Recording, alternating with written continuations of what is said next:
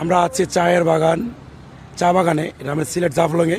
এটা আমাদের সফর সঙ্গে আছেন শ্রদ্ধেয় ইমদাদ বস এবং বোরহান বস। এই যে আপনারা যে বাগানটা দেখতে পাচ্ছেন এটা হচ্ছে চায়ের বাগান। আর আপনারা জানেন চা হচ্ছে একটি অর্থকরী ফসল।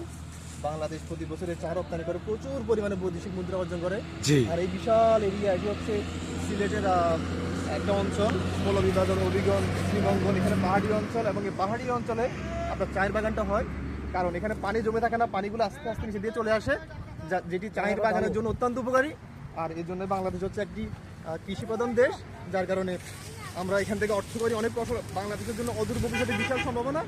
আশা করি বাংলাদেশ এটা দ্বারা বিশ্ব দরবারে অনেক অনেক উঁচুতে উঠে যাবে এবং বাংলাদেশ ইনশাআল্লাহ উজ্জ্বল করবে।